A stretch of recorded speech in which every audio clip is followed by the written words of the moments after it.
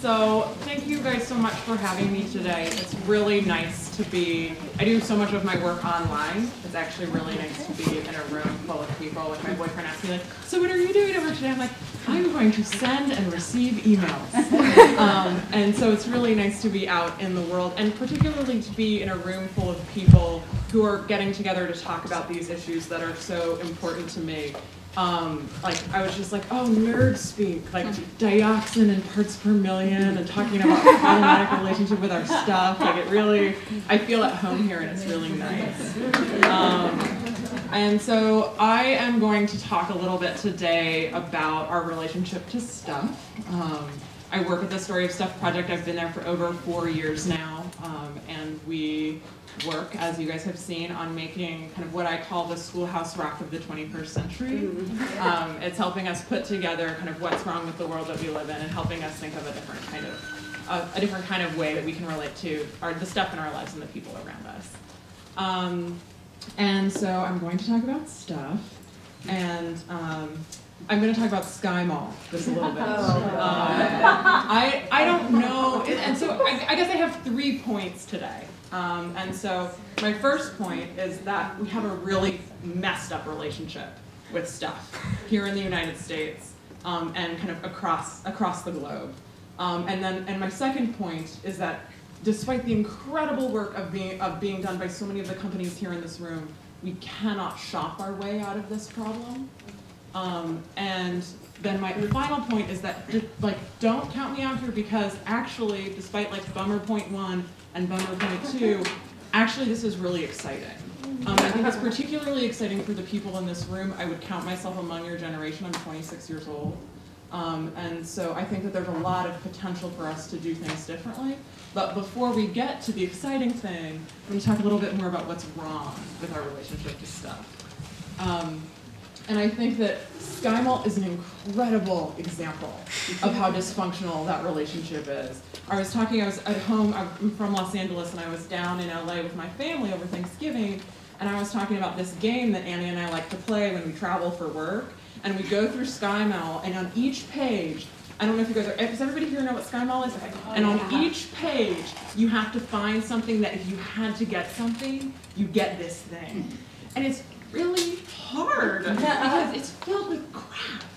And it's filled with crap that nobody needs.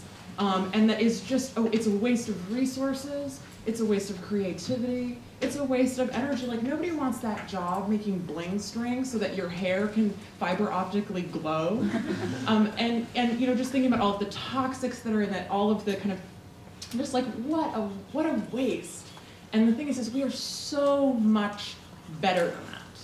And there are so many of the companies in this room today are talking about how we're better than that, and how we can do things differently. And I feel like that's part of what's so exciting, and I think particularly exciting about this generation of people, is we get that. I think more than a lot of people who've come before us, we understand that our relationship with stuff is really messed up. And this is, I will always like to catalog some of the most ridiculous things. This was patented actually by a physician, and it's to hold your nose closed once you get a bloody nose. And it's like, really? Because this works really well. But anywho, at the Story of Stuff, we talk about where our stuff comes from, how it's made, and kind of the people and planetary impacts along the way. So we talk about things from extraction, production, distribution, use, and disposal. I think we're all pretty familiar, if you've seen the videos, which I hear you all have, with what this looks like. And so a big part of what we're trying to do is help people kind of connect the dots. And I think that that's one of the things that is so exciting for me, is to talk to people all over the planet who are writing in and saying, like, oh my God, I knew that. You guys just said it. And that there's something really powerful about cartoons. That, you know, everybody speaks stick figure. And that facts are really important, but that stories are what actually move people. And so I would really encourage you, in kind of whatever way you are passionate or excited or feeling it, to think about how you can tell that also as a story, as opposed to just bombarding someone with facts. I think that one of the real lessons that we've learned at the Story of Stuff about why our work works is because stories work. And that I think in the environmental community for all too long, we've just bombarded people with facts. And one, it's not always that interesting unless you're super nerdy. And also, it's really hard, I think, one of the speakers talked about that really eloquently this morning, it's really hard to make a change from that place. And facts don't move people, stories move people. So just thinking about how we can continue to develop that. So that's kind of, our relationship with stuff is really messed up. Point one. This is a graph that I use a lot of the time at the Story of Stuff, and this is just the graph of really bad things. And you could actually, you don't even need to put anything on it, because you can use it for everything. It's the, whether it's like the rate of cancer going up in the United States, the rates of diabetes, whether it's, the deforestation or kind of child poverty, whatever you want, you can use this graph because things are getting pretty dire.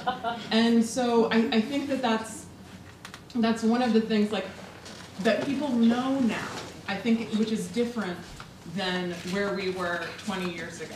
People know that we have a problem. That part of the story, they've got.